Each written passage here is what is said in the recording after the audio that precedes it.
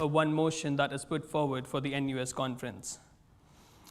And then we will close the AGM with a thank you to our board, which will take us to the end of this meeting. That will be 7:30 p.m., hopefully. So a quick outline of the meeting. We are asking you to vote. When you visit the voting page, you will be given these options. These options for your vote if you go for or against. As I said at the start of the meeting, the voting is now open, so please do vote before 6th February, 10 a.m. on Monday on our website. And so yeah, KCLSU is led by 6 full-time officers with Julia, Tej, Sarah, myself, Shagun, and Martina, as classy as they can be. These officers are elected to represent your views to the university, serve as officer trustees to the KCLSU board, and make sure your student experience at King's is the best it can be. So we have been in office since July. We'll now hear from 3 of our student officers, first Tej, Sarah, and then Julia. We will take any questions at the end. Please raise your hand if you have any questions. Okay, so I would like to hand it over to Tej. Tej, there's a mic.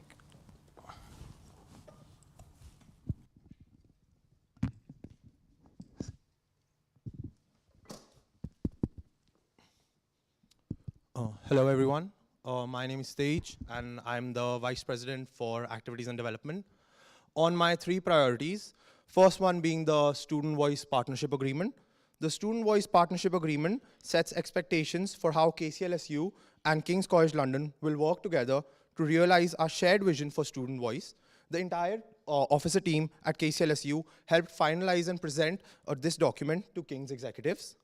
My second point being the King's Sports and Wellness Partnership. As the lead for activities, I helped in finalizing a document that consolidates the relationship between King's Sport and KCLSU sports clubs and how both of them can benefit from each other. My final point being representing students.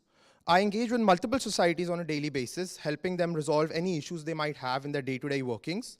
And I also review that if at any event an external speaker coming would require a risk assessment or not. Thank you.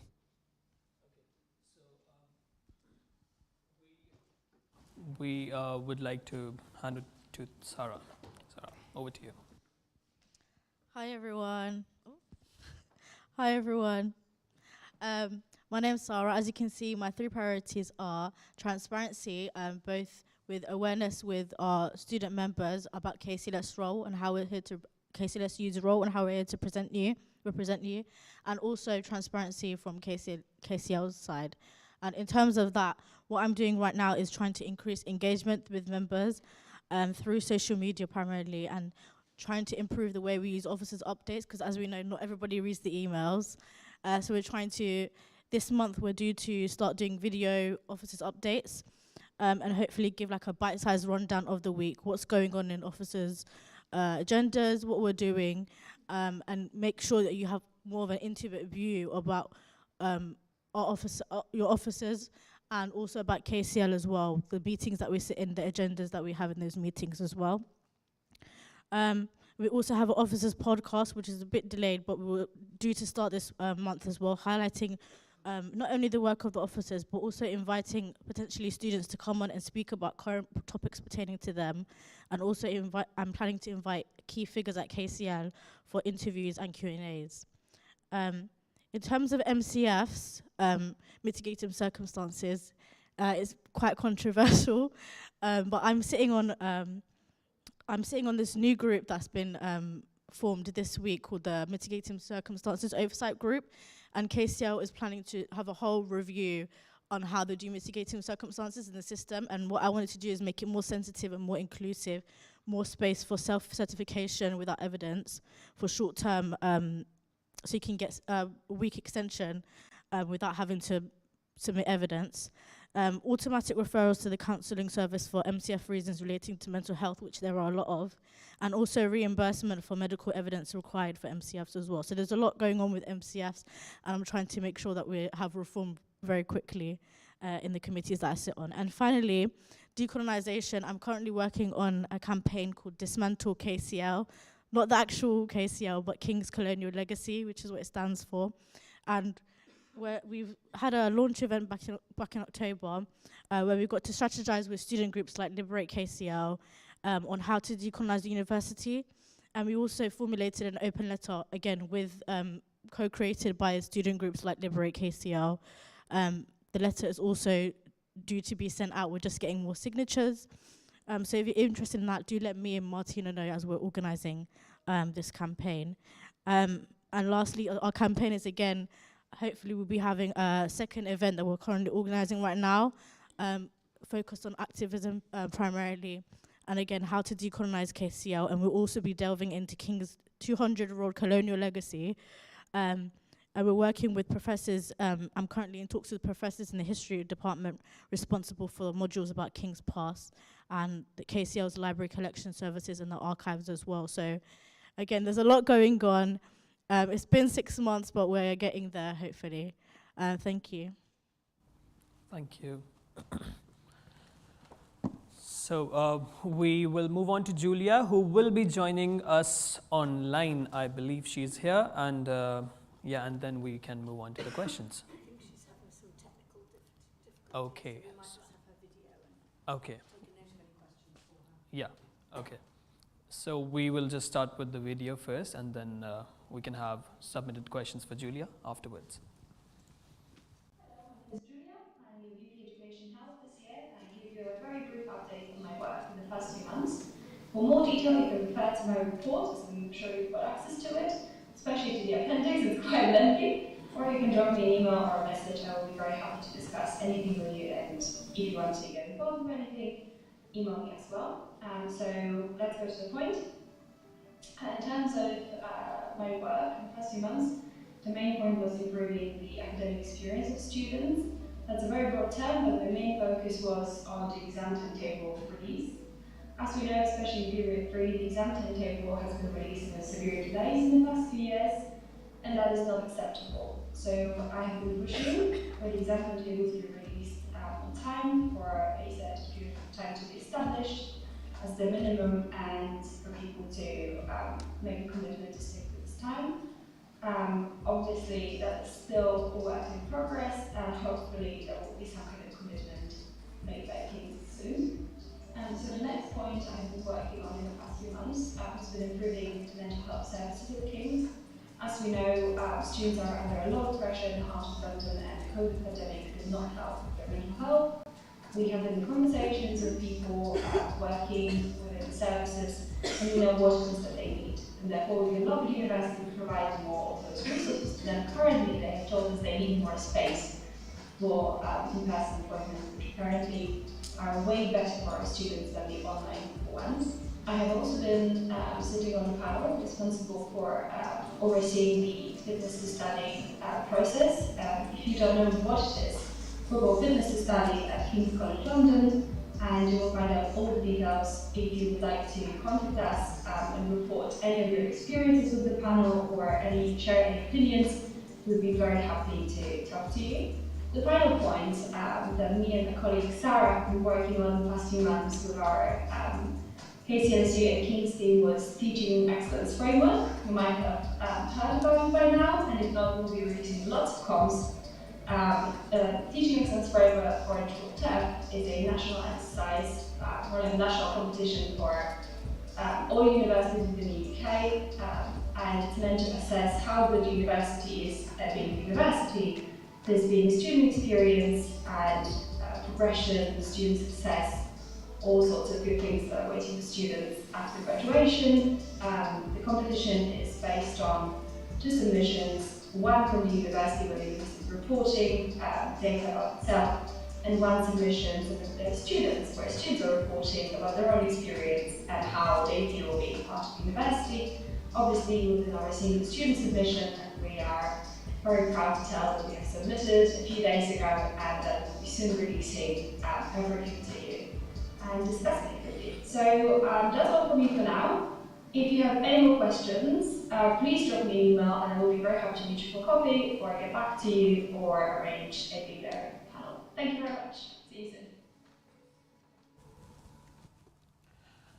All right, so as I said that Julia is having some technical problems, so she will not be joining us online for questions, but we now move on to questions, and as I said that we will give the questions, the pre-submitted questions a priority. So Caroline, do we have some questions? All right, so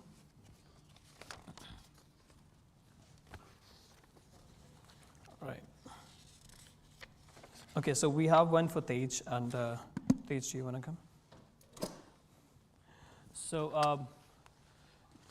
So, for Tej, the questions, if I mean it is anonymous here, but if someone asks this question, if they are here, they can definitely want to raise up their hands and ask their questions yourself. But the question was, can we work towards allowing external food and caterers on campus for events at KCLSU rooms or KCL venues, or both? For KCLSU spaces, you can order food from the vault or from our kitchen at Guy's. A web form is being prepared to make this an easier process for the next academic year. KCL have a food hygiene requirement that only their own caterers can provide in their spaces. This is so that they can control potential for food poisoning and contamination. Okay, yeah. So do we have any other questions for Tej? For the activities and development? Okay, I think that should be it for Tej, and yeah. Do we have any questions for external speakers? There's a question on the external speaker process. Yeah. Okay, what is being done to combat the horrid waiting times student groups have to deal with when working with both KCLSU and KCL venues? So for external speakers, it is required by all groups or societies to submit the form 14 days in advance, because as you know, there are a lot of student groups and societies, and we at KCLSU get a lot of requests for external speakers, and it does get quite hard at times. But to make sure it all goes smoothly, we request, if you have an external speaker, submit it 14 days in advance. If you can't and you are having issues, we will try and progress your request further. Okay, yeah.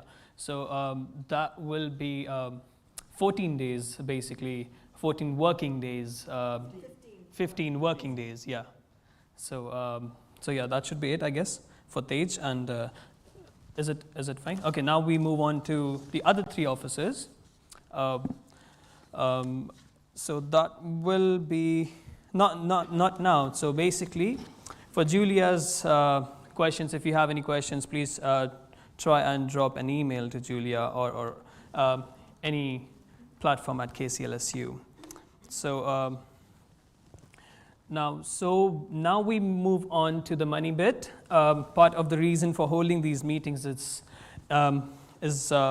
this year is for you, the members of the union, to see how KCLSU is spending your money and on making sure that you get the best possible results for, like, as students, for your experience during your time at King's. So I'd like to introduce you to Gabriela Tamis, who will be talking to you through the section. Thank you, Gabriela. Thank you for introducing me, and good evening. I am the director responsible for finance within this organization, and I report directly to the chief executive, Danish Sukur, and dotted line to the finance and audit committee. That is a sum of a chair who is a finance professional and elected students and officers. We inform the finance and audit committee every term about our progress in terms of our financials. And after the year end, We actually share our financial details with the auditors. Then around, like every year, in November, the auditors present our results, audited results, to the Finance and Audit Committee for approval. Then this is forwarded to the board for approval before it comes to you. So I didn't want to say with that it's done deal, but generally I'd like you here to actually understand what we spend our resources on. And I want to encourage you to ask questions so that you could feel comfortable with approving later on the annual report. Just before you fall into a deep state of meditation because of the subject, I'd like to inform you that this is only 3 pages, and hopefully it will not last more than 10 minutes as promised. As promised, thank you.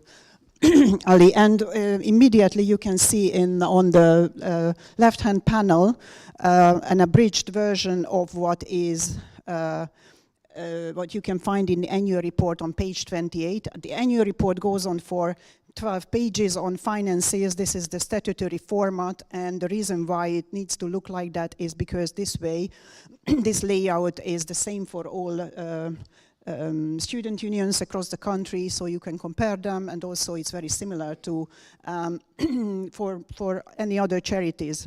So while it does not may not make practical sense to you to look at the annual report, as I said, I'd like to kind of give you some context on how it would be more meaningful to interpret those numbers. As you can see that KCLSU, the charity, had 10.5 million income in 2021 and 22, and 10.3 million expenditures, resulting £200,000 surplus. KCLSU, the charity, and you have already met the board, some of the board members, a chief executive is here, and our management team consists of more than 200 employees, of which 127 are students. The others are actually permanent employees. The next column to it is maybe a bit mysterious what it might be, but this is about our student activity groups, which is basically the sum of our societies and sports clubs, all the 400 of them, basically involving more than 12,000 students. And as you could see that these groups, they spend more than they actually had income of. It's a deficit of 87,000, which I would say it's a concern had it been actually consecutive years of deficit. But this is actually the first year when students could actually spend money, because in the previous 2 years they didn't have a chance because of COVID. So actually I'm very pleased to report an increased student activity on this line. In the right-hand panel, you could see what our income is made of. And it has got 3 blocks, as you could see, and the bottom one, which is called the color teal, apparently. It is showing that our income, cash income from King's College London was £4.5 million. Versus 4.3 a year earlier. It was hard to negotiate, but we managed to actually agree on a nearly 5% increase, which was actually above the inflation rate that time. Hence, you could see that we managed to make some surplus of it. That is the amount of money we can actually utilize in future years. The orange block in the middle is actually not a cash contribution from King's College London, but an in-kind contribution. This is the commercial value of all of these facilities, spaces that we get from King's College London, in Bush House, the 7th and 8th floor, the commercial areas, the vault, the Union Shop, Guy's Bar, Guy's office area, all the activity rooms in Guy's, as well as in Waterloo and Denmark Hill campuses. The next page is going to be showing our expenditures, because so far we have only seen our income line. And you could see this pie chart that is actually showing our expenditures by strategic themes. This is actually the second year when we don't show expenditures in a sort of classic kind of relatively meaningless IT cost, you know, facilities cost, governance cost, salary cost, etc., but in a sort of linking these expenditures to strategic themes. And the chart shows that the largest amount, 43% in value of nearly 4.6 million pounds, we spent on belonging. And of course, the biggest expenditure and actually our largest cost center is our commercial areas. And this is actually very purely about your belongings, all of the bar areas, the cafeterias, the union shop, as well as another 500-600 pounds we spend, and actually it's 600, on hubs, another 200 on welcome fair, and a very successful cultural ball. In my view, I think welcome fair is very much about belonging. This is the first week of your university year, and indeed this belongs to that category. Other expenditures are more dubious between representation and future, or harder to split. Our officers' cost is a good example. Obviously, the manifesto of our officers varies across these two lines, future and representation. So we try to kind of split their cost in a fair way between these two categories. And also our advice and support services, as you could see, is in between these two lines. So we allocated them kind of relatively 50-50%, while other lines, such as election, is clearly about representation. But then there is, you would also want to see, many of you might be here from student activity groups. Many of you might want to see, oh, well, it's nice to link our expenditure, these costs to strategic themes, but how much do you actually spend on these student activity groups, societies, and sports groups? And I'm happy to report that this is our second largest cost center. The first one was our commercial area, commercial venues. And this is the second with 3.1 million expenditure. And you could see how much it has grown from the previous year. And this is the sum of actually deploying more cash funds to these over 400 societies and sports clubs. Also deploying more, essentially more funds on resources, i.e. staff. And the largest increase, the 30% increase, is actually in the yellow block, which is meaningfully titled as other support costs, but this area is primarily about those spaces, space allocations that these societies use. This is also about allocating, as you could see, this is typically across all the three strategic themes, so allocating hubs, because apart from the first 3 weeks when every fresher is asking the hubs desk about where is the other building, generally hubs is servicing predominantly student activity groups. And of course it includes student media cost, volunteering cost, and cost that our community engagement team deploys on, let's say, sport competitions, coaches, and sort of other means of supporting these societies. I think I have another page here which is for questions. I don't think we have received any questions specific to finance. Anybody? Yes.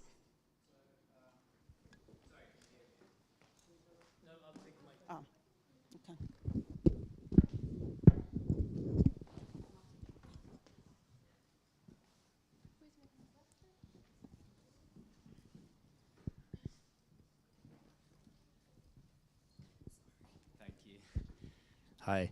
So I have a question specific to student groups, and if it's too specific, then it's fine. Sure. So you mentioned that student groups are worryingly losing money for the student union, which is fair enough. But my question is sort of to do with the management of funding of these student groups. And so I'm the president of a society, and it seems, at least from my experience this year, that KCLSU prioritizes funding to societies that are sort of in a struggling or less favorable economic state, which is obviously a very understandable point of view. but you also feel that, and in my experience as well, this sort of promotes sort of a tendency of societies to sort of want to throw away all of their money and spend everything, and sort of discourages a sustainable spending profile for societies, because if you have too much money, then you don't get the funding and you're worse off for it. Whereas if you spend everything, then you get the grant and, well, you essentially get more money from the student union. Actually, I will give over the microphone to the team that makes decisions about this, so they will explain to you the process. But I'm telling you, this is actually very much the same between us and King's College London, because if we actually make massive amount of losses, they would be running and saving us. But because we make a little surplus, they think we are so good that they don't need to, year on year increase the funds, etc. So this is I understand your point, and therefore I'm working towards. Tony and Benjo, who might be more informed about the process, how the funds are deployed. I'm merely here to deliver the bad news. Yes, and thanks for the question. It's hard to comment on kind of specific funding decisions because I don't have them to hand, but all funding is approved by elected representatives. So they kind of go through all of the applications, and there's a criteria in place which guides how they allocate the funding. But yeah, if there's a perception that kind of it goes towards societies that are less financially secure, it'd be interesting to kind of hear if you've got examples of where maybe your funding has been turned down, and we can have a review of that. No, I mean it's not. This is not me sort of haggling for funding. It's sort of it's more of a generic question, because it seems to me. I mean, in my specific case, I'm the president of a society which is fairly well off economically, and we applied for funding and we didn't get it. But it's something that we can live with, obviously, because we're doing fairly well. But my question is more to do with, we want to promote, or we want to be a sustainable society, and we feel like there is no reward for doing so, where if we spend all of our money, or if any society spends all the money, this isn't really specific to my case study, we wouldn't really get any sort of any reward, not reward, but it's not really encouraged by the student union as much as spending everything, because then you will be eligible for a grant. And I mean, it's my understanding that, and I've sort of got a couple emails from when we did apply for grants, that essentially the criteria is that the funding is more directed towards student groups which need it more, which is perfectly understandable. But again, it sort of promotes this idea that if you sort of spend everything and then rely on the student union for money, then you're better off as a society rather than trying to actually be a profitable group. Yeah, and that's a good point, and certainly our intention is that we are trying to develop our groups to be financially sustainable. So I think we'd agree with kind of your points. And in terms of funding, it's always one of the criteria is about it's proportionate to the need of the activity. So it's not. It shouldn't really be the case that the groups, just because they don't have money, there's an expectation that they'll receive it from us. And we're looking to review the funding model in terms of ensuring that kind of where groups can be sustainable financially through membership costs or through fundraising, we're able to get to that place where societies aren't necessarily relying on funding from us for all of their activities. Yeah. Okay, thank you. I mean, my main point was just that I feel like it would possibly be a good way forward to have some sort of encouragement for societies to be sustainable rather than just throw everything away. But yeah, thank you. Yeah, great. No, thank you. Is there any other question? Okay, yeah, here you go.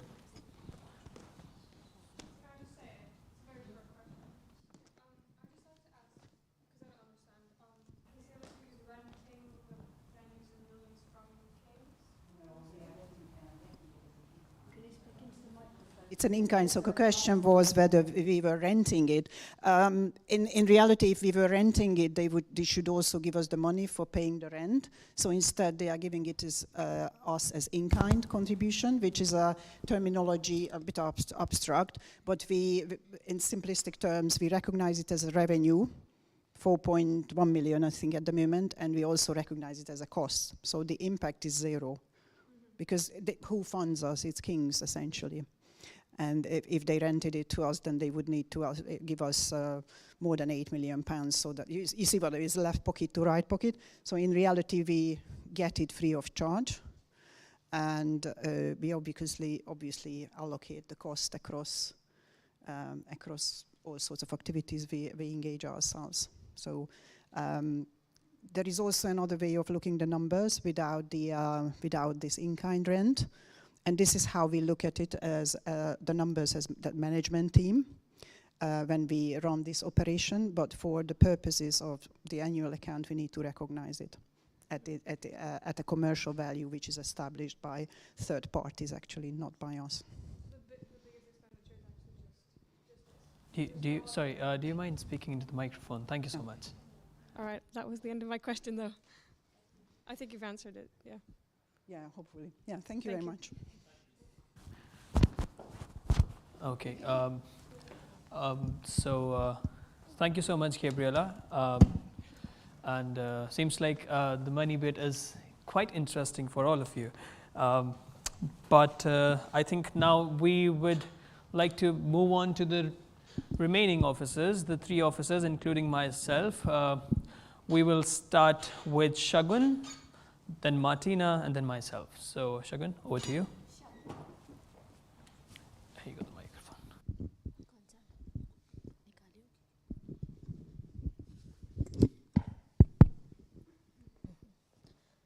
Hello, everyone.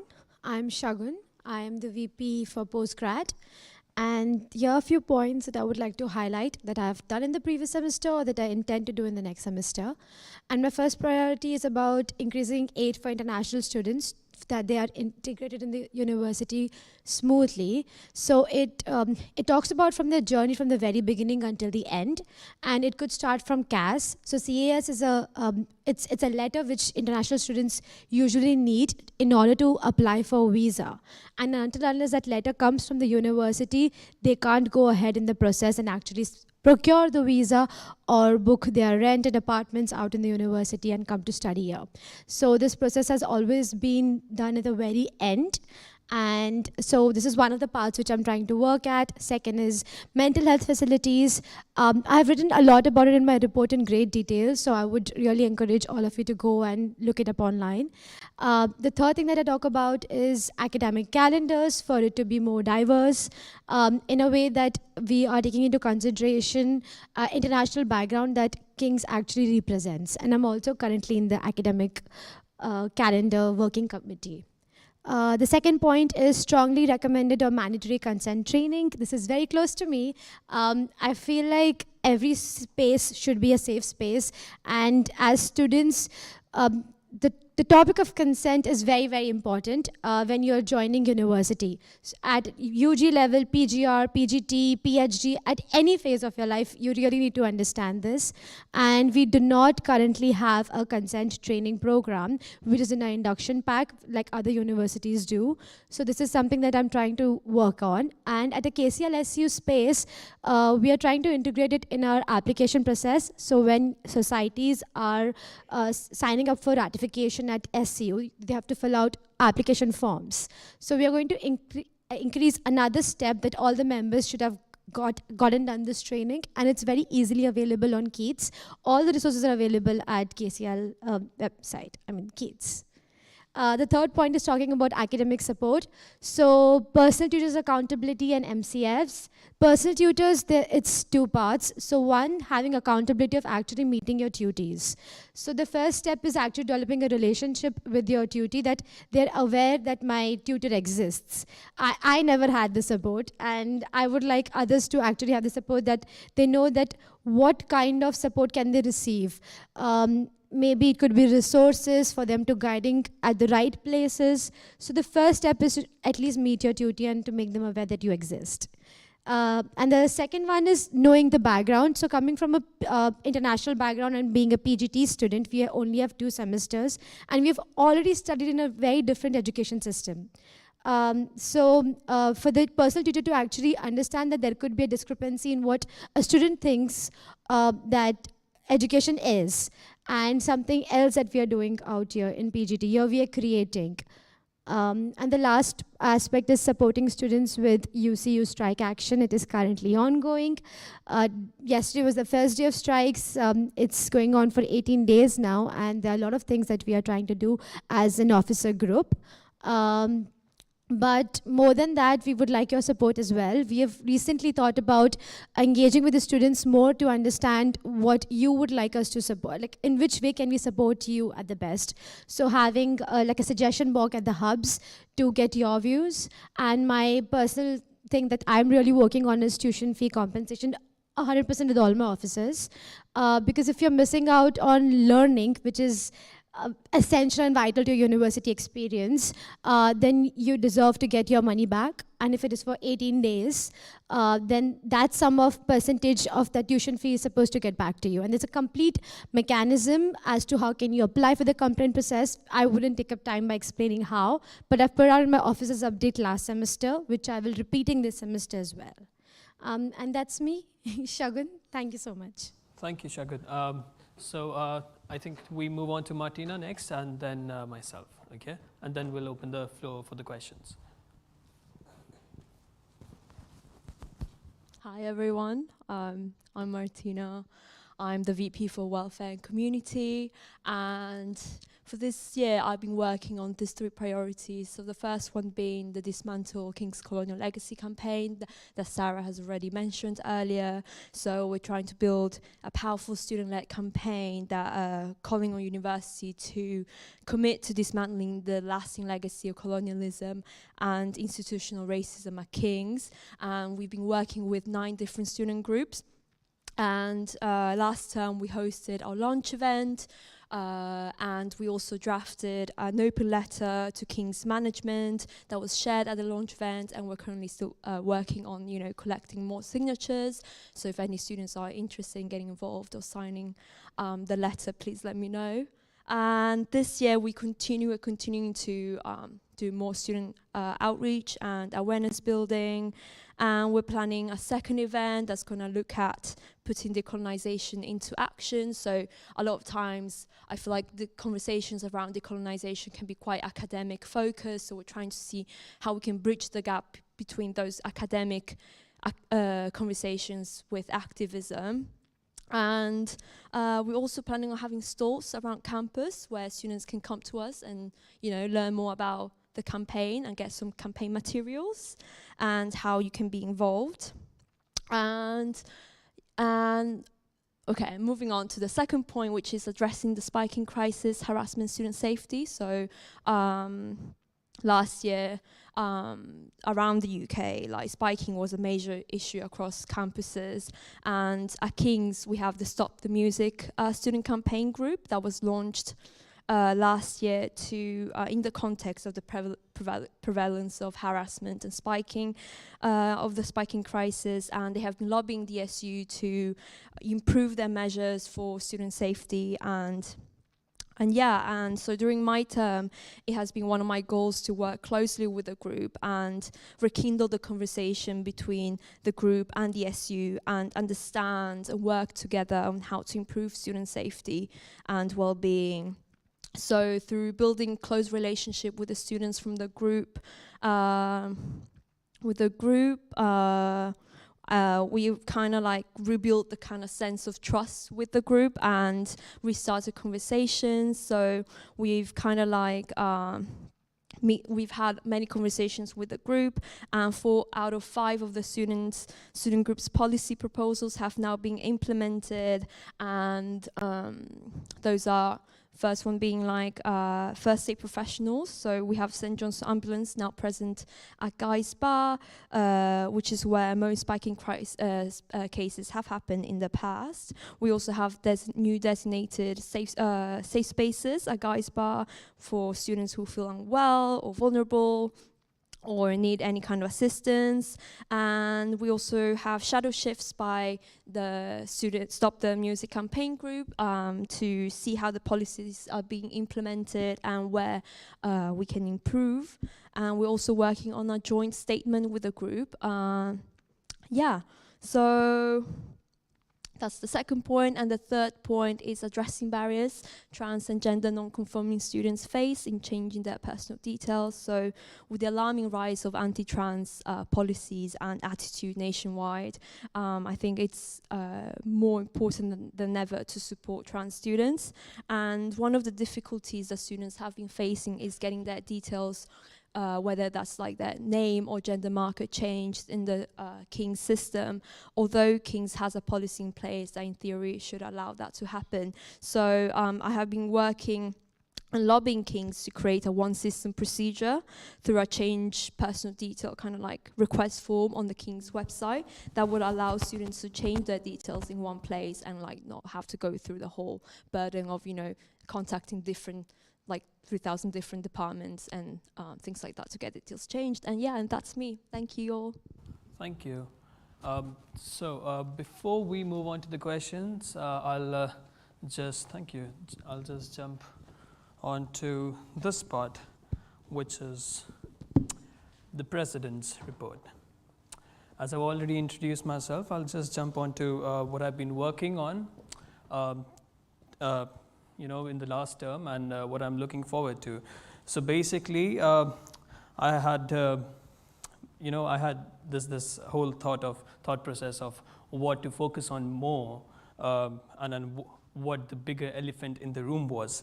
So I started working on the cost of living campaign, which is basically, it's named as the All We Need campaign, which I'm co-leading. I'm the co-president of this campaign.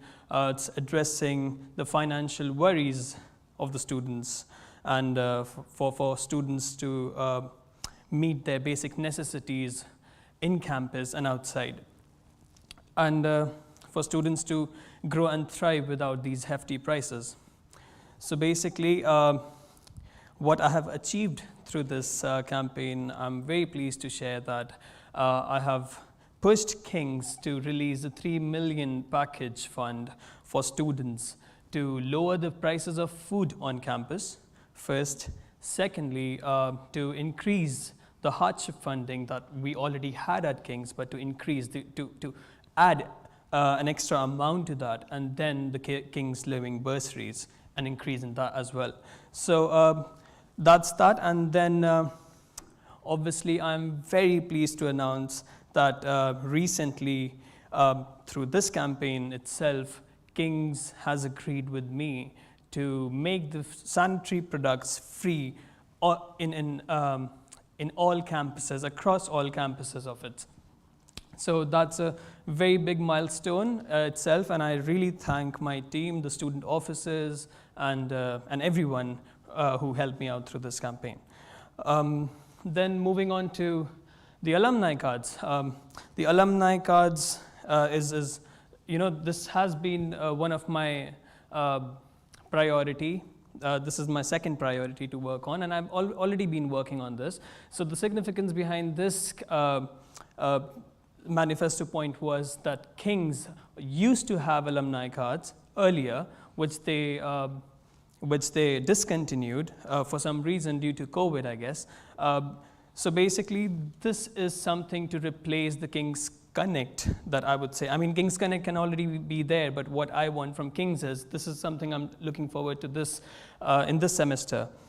This is something that I really want King's to help me out with because alumni cards can be very easy and convenient for students to get access, not just the alumni body is concerned for discontinuation of the alumni cards, but also the third year students, final year students who are looking forward to their graduation and are worried that how will they get the access to the campuses. So yeah, and then the 4 tuition fee installments. Recently, also I forgot to share that I am also the only student member of the King's College London Council. I have already raised the point of 4 tuition fee installments there, which is basically allowing all students to pay their tuition fees in 4 installments rather than 2 hefty installments, 2 big chunks of installments. For example, international students who come to King's basically on an average pay 30,000 for the whole year, which is £15,000 in two big chunks. So this is for you to allow. This is for Kings to allow you guys to to pay these tuition fee chunks in four. So yeah, now we would like to open any questions if there are after we get to the pre-submitted questions. So let's. Okay.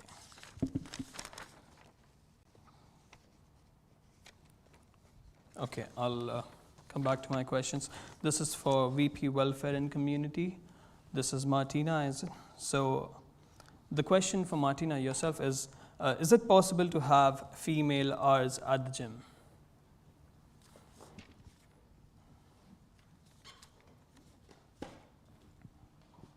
That's a very important point, and thank you to the student who raised this up.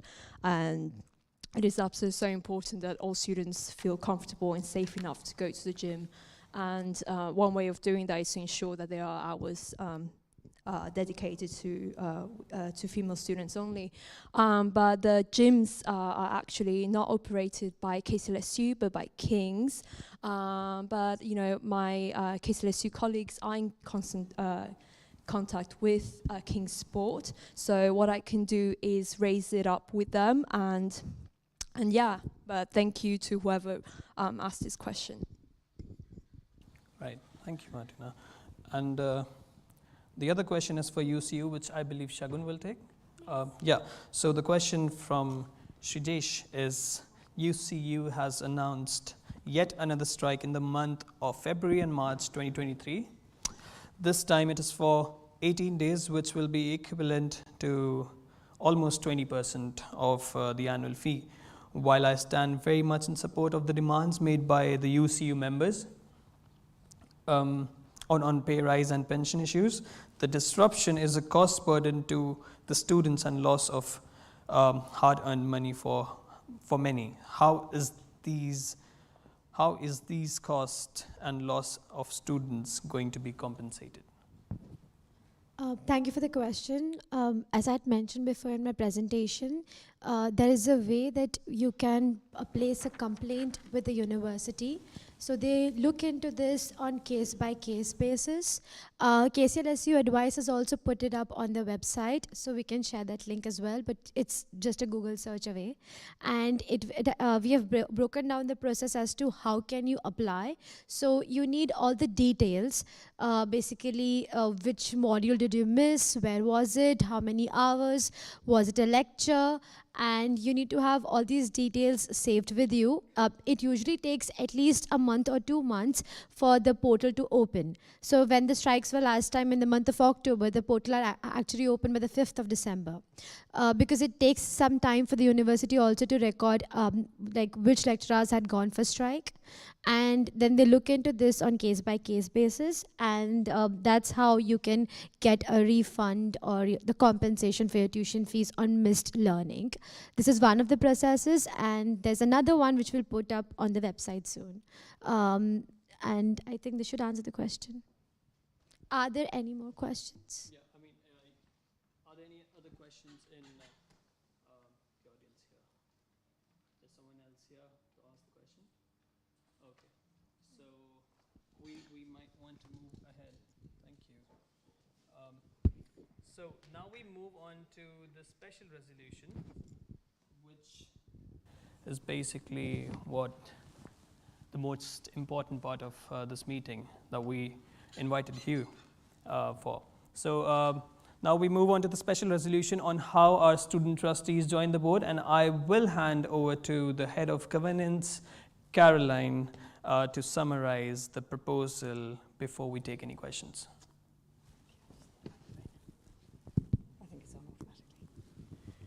Hello, everybody.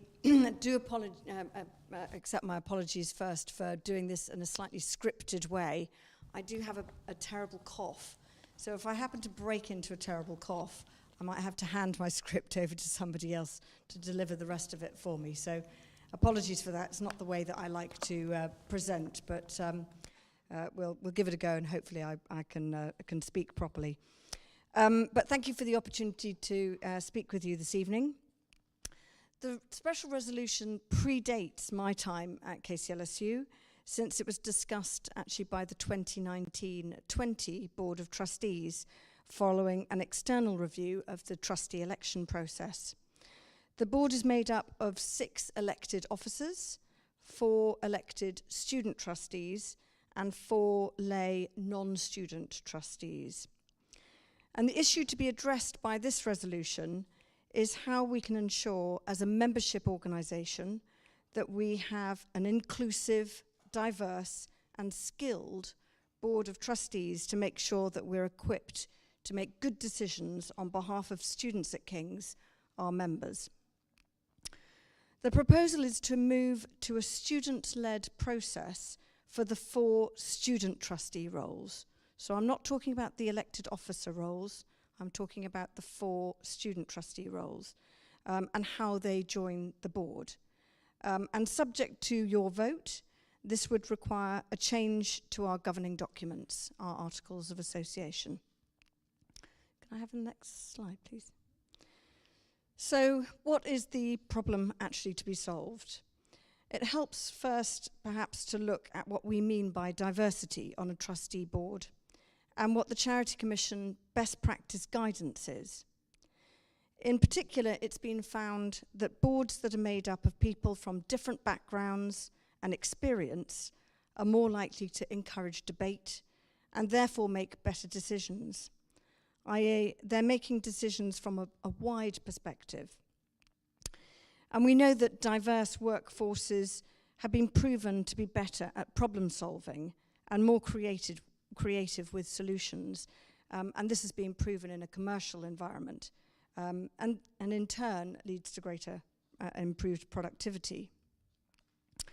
But when we talk about diversity, we're not just talking about the 9 protected characteristics under the Equalities Act, although of course they're very important, but it's also about different skills, for example, different careers, and in our case at King's, different academic backgrounds, different life experiences such as different socio-economic backgrounds, and different ways of thinking from across a very diverse university population.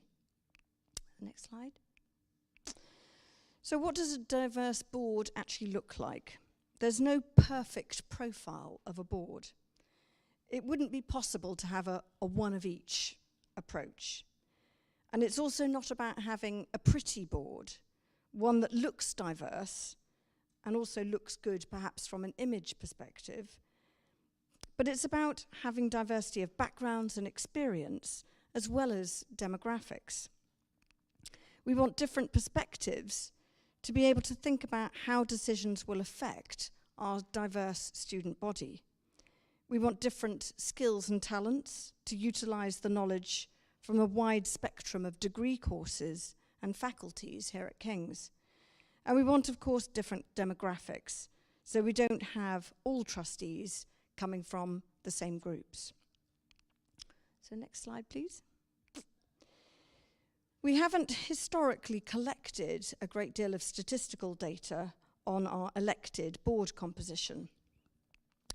But anecdotally, we know that we have in the past have had disproportionate numbers of students coming from particular groups, whether from one faculty, so for example, the King's Business School one year, or from one sports society. One year we had a large proportion of male white rugby players. But we do have an idea also of where we hear little voice from our campuses, such as Denmark Hill. In terms of demographics, historically we've had few female presidents over our 150 years. And the current election-only process can result in unbalanced boards, such as in 2018, when only 1 out of 10 students was female. And we've historically little data about wider representation, for example, in our LGBTQ plus communities or disabilities. But we know that the current election process can lead to disproportionate numbers coming from particular ethnic groups. So for example, last year's board had 10 trustees from one particular ethnic group. So next slide, please. All this has led to this proposal to change the way our 4 student trustees join the board, so we can address any imbalances that come through the election processes. Having a wholly elected student group on the board makes true diversity and inclusion a challenge. However, there's no proposal to change from the elected officer roles, which will remain elected based on their specific areas of their specific roles. And the board will remain majority elected over non-student roles. And of course, the majority of the members on the board, the majority of the trustees, will remain students. So next slide. So this research and our governance conversations across the higher education sector show that other students' unions have faced similar challenges with attracting diversity of thought, talent, and demographics through a wholly elected process. And there has been a movement towards appointing rather than electing the part-time student roles. So 43% of London student unions and 41% of Russell Group unions now have a mix of elected and appointed student trustees. Next slide. So this slide just summarises the roles that we're talking about. So these are the part-time, volunteer, unpaid student trustees who are not elected as representatives of the student body, like the officers are, but they serve on the board to provide their lived experience as students at King's. And they work alongside our officer team and our lay trustees. Next slide. To give you an idea of what the process might look like, obviously this is very much subject to your vote as members of the union. But just to give you a little sort of an idea. So the officers would be elected in the spring, as they currently are. And then we would do a skills demographics analysis to see where the gaps or imbalances are. And then we would consult with the elected chairs of our union democratic committees, our networks, and our academic associations. And this is currently the process that we go through, in any case, for the appointment of our lay trustees to join the board. That's also a student-led process. And then with the results of that, we would prepare recruitment packs and advertise the roles across the student community. And guidance and support, as we currently provide for elections, would be provided to help students in preparing to apply. And then there'd be a student-led interview process, again, as we do with our lay trustees joining the board, and the appointments would be agreed by the board.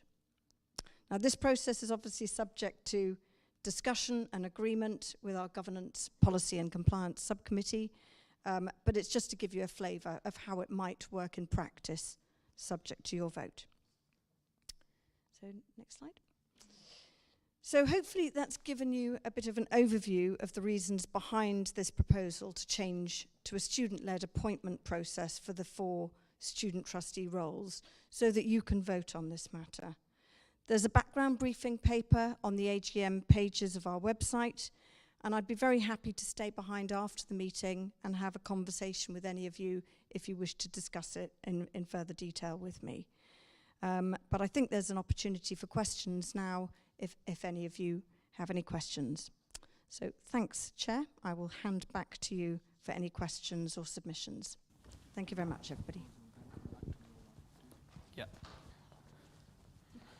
Thank you, Caroline. So basically, we will just give it 5 minutes if there are any questions for the proposal for you guys to vote on. If there is no question, then we might. Okay, here you go. Martina there.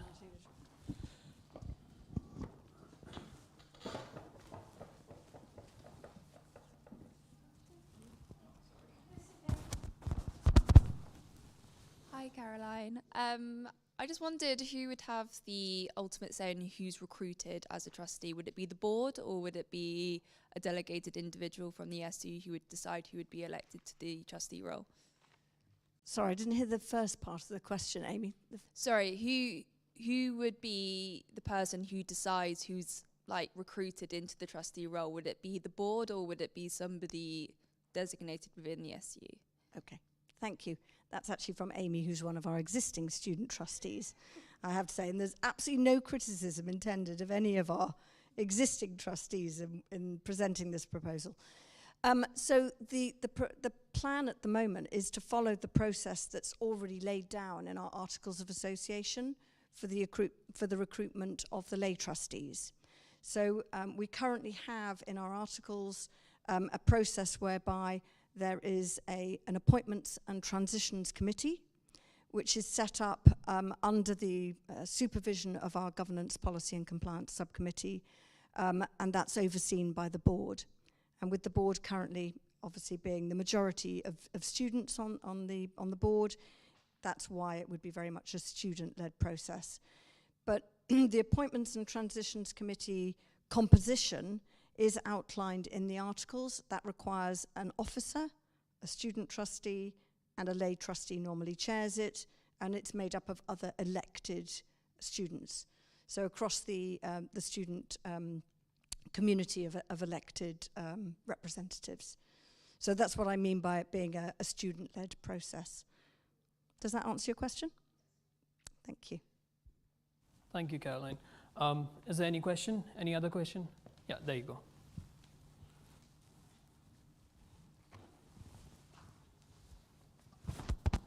Hello. So I think appointing trustees rather than election, isn't it like moving away from democracy? It doesn't sound right. That's a very good question. Caroline, you want to? It is a very good question. And we pride ourselves in being a democratically elected student union. Those of you who are student leaders know that we go through elected processes for our presidents and treasurers and the committees that are in our student activity groups. It's always a challenging question, actually, to move towards a process of appointing rather than entirely elected. But I think the process of only electing has been sort of held up as revealing some faults and deficiencies, and that's what we're moving to address.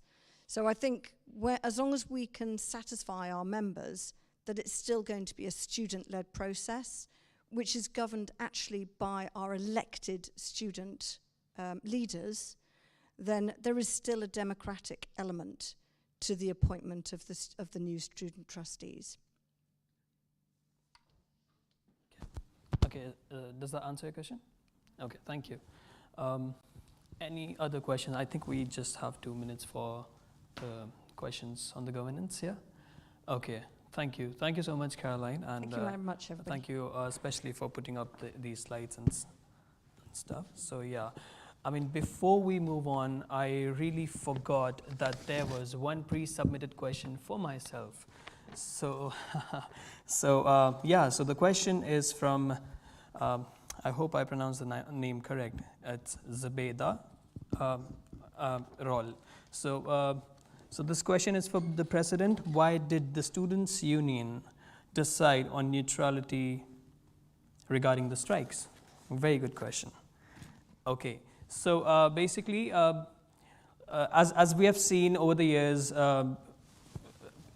for the UC strikes, our positions, the officers' positions, the KCLSU overall position, we have always been in a situation that has been, for all of us, I would say turbulent, because on one hand, we had students who were in support of the strikes, but we equally had the number of students who were in support of, let's just say, student learning, yeah?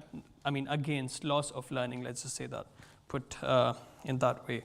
So, as I'm going to be very honest with you, as we have seen, so we basically wanted to support the whole student body at King's, and this is what we aim for here at KCLSU, and this is what we have been doing. So we 6 officers, all of us, we sat down this time regarding this, making this decision, and what we wanted to do is that we get the best result out of this, so that the whole student body is supported. So we wanted to stay neutral. There is a vote, obviously there is a vote, and 3 of the officers voted yes for it, and 3 of the officers voted no. So this is basically the whole understanding behind this decision for neutrality for the UCE strikes. But again, after that, we really wanted to support these students who are experiencing this loss of learning, and that's why my vice president, Shagun herself, and Tej were putting up stalls to educate students, in regards to how they are entitled to compensation, how they are raising awareness of the strikes and the reasons behind that. So I think they have been doing a great job, and heads up to that, guys. And so if you have any further question, I am happy to answer that. Just drop me an email at president. Okay, you will find my email anyhow. Okay, so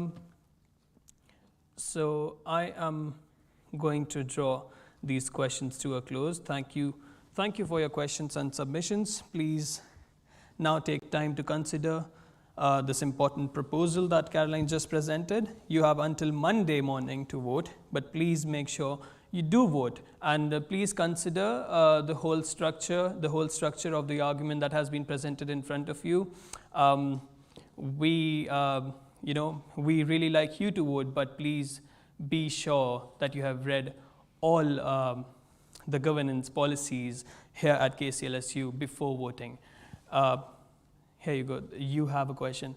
Okay. One last question, Martina.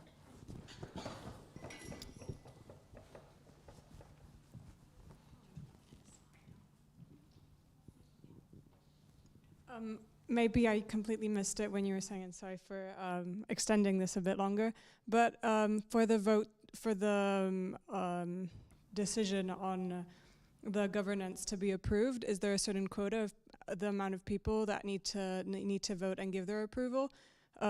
Is there a place where we can find that? Yes. Caroline? Here you go. Thank you. Good question.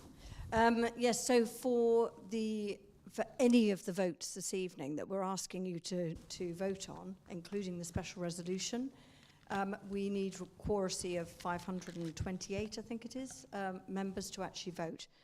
And then it's based on a simple majority vote of that. Okay? Thank you. Okay, thank you so much. Thank you, Caroline. So now,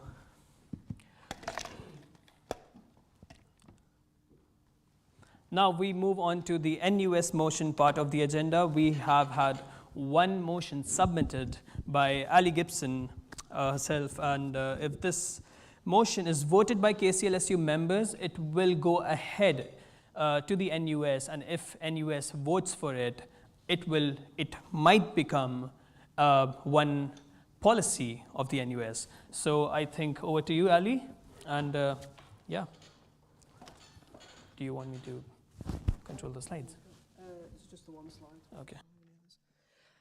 Yes, hello everyone. Thanks, Yasser, for that introduction. I'm Ali, I use any and all pronouns, and really delighted to speak to you today. Really delighted if you're joining us online as well or watching this back. Thank you very much. Yeah, just a reminder, as Yasser's just mentioned, that this is a motion for NUS conference. It's not something that's immediately binding at KCLSU, although it's been written with the acknowledgement that there will be trickle-down consequences to our SU and SUs around the country. And if voted up here, through KCLSU's AGM, it then gets voted on by all conference delegates around the UK before NUS conference, and if it's voted up there, it becomes a binding policy and practice for NUS's work over the rest of the year. To start off, a little bit of background for why I wrote this motion. The NUS has recently completed a long overdue investigation into anti-Semitism within its actions and how it interacts with students and the wider organisation. Written by Rebecca Tuck Casey, a barrister who has lived experience of being Jewish, the report concludes with 11 recommendations for NUS to follow in order to better represent and work with Jewish students. The Union of Jewish Students, a representative body, have welcomed the report and its recommendations, calling on NUS to remain accountable and show genuine action against those recommendations and in order to make the NUS a more welcoming place for Jewish students. My motion highlights this as a precedent that NUS has set for itself to put the resources behind the right people, those with the direct knowledge and experience of the matter, to root out discrimination, abuse and prejudice in the student movement, recognizing all intersectionalities, as we often, to put students in one tick box of one demographic is not the real situation here, and not stepping on one group's rights in order to achieve another, whilst disseminating an absolute message of non-acceptance to the institutional discriminations perpetrated by universities like King's, and to make firm commitments against discrimination and abuse within the student and university community. Now, we don't have to look far to see examples of this happening right here at King's. One of the newest KCLSU ratified campaigns, Adjust KCL, aims to create greater levels of support for disabled students by improving the accessibility and number of advisors to provide tailored support to students, rather than the current way where things are, where you have to navigate hundreds of policies and regulations, advocate for yourself, and make your own change against the system. Our Black Students Network a number of years ago launched Black Students Talk, which provides a safe community space for well-being, mental health, and culturally specific psychoeducation. Liberate KCL, a group I'm proud to say I'm part of, have fronted the Trans Legal Clinic, the first gender identity legal practice in the UK to be trans plus led. Our student initiatives here are exceptional. They show that students care genuinely about these issues, and they also show that time and time again, students are the one relieving the pressures on themselves and carrying the onus to manage the consequences of the systemic oppression by organisations and universities like King's. It's time that NUS recognises all of the barriers that any number of students may face, the ways that the discriminations intersect and place many of our student population at further disadvantage, and follow up on its own actions and precedent set by this investigation in order to make universities that fundamentally work for all. And that attitude will pass down to our student unions, who will have to apply greater levels of scrutiny for more groups against the university. It means the student union can better represent us, better fight with us, and better fight for our rights, and will allow for a reformation of university to become really what it was about all along: learning, achievements, and forming meaningful connections, not places of hate or harm. You can read more in the motion online about the sorts of ways that I think it could help students and the sorts of groups that it would serve to impact. I hope you vote up the motion, and if it does, then it has a chance of being a binding policy for NUS for the next academic year. Thank you.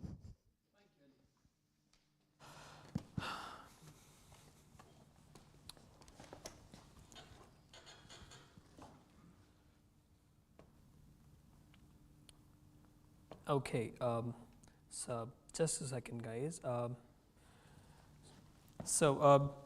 Do we have any other final questions, Caroline, before we move on?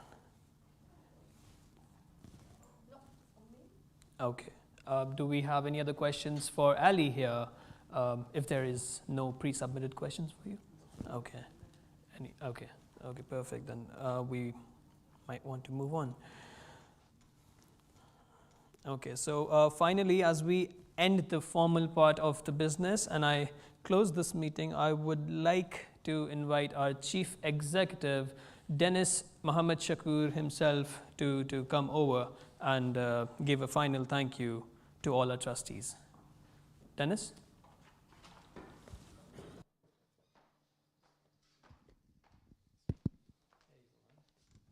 Thank you so much, everyone, for actually coming. I think the first set of thanks needs to actually go over to yourselves for actually giving up your evening to actually come and find out what your students' union is doing.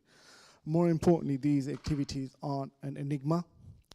A lot of people work hard at making these activities actually happen, or the AGM happen. So I wanted to actually pass on our gratitude and thanks to the staff members that have actually gone into put their time into the logistics of making this activity happen. So thanks to all of the staff members. Equally, I wanted to actually thank our sabbatical officers who's actually come today to actually be held accountable by yourselves on the work that they've actually undertaken throughout the course of their time in the elected position. And more so, I wanted to actually thank our trustees, some of who are here today, some of who are not, but without them, we wouldn't actually receive the expertise or the guidance in order to be able to actually deliver upon our charitable activities. So with that being said, I'm just going to pass the mic on to Yasser, and once again, thanks to everyone for actually taking part in today's activities. Right, thank you so much, Janice. Obviously, thank you everyone for taking out your time and coming here to attend the AGM. Obviously, and if you are ready to vote, please do so now. But if you're not, and if you really want to consider the governance structure regarding the special resolution or the NUS motion, obviously, please scan the QR code and go back home. Consider your vote, yes or no, whatever you like.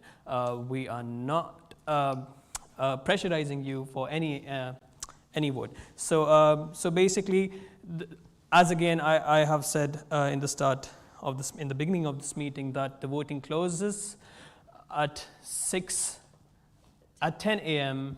6th February on Monday. So, and I would really like to thank the media team, the comms team, obviously, and Gabriella herself. Thank you so much, Caroline, and for putting up so much hard work. And yeah, so thank you everybody, and I think I would really terminate it here.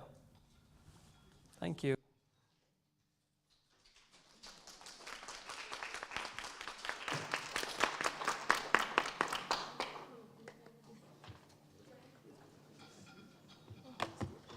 Wait.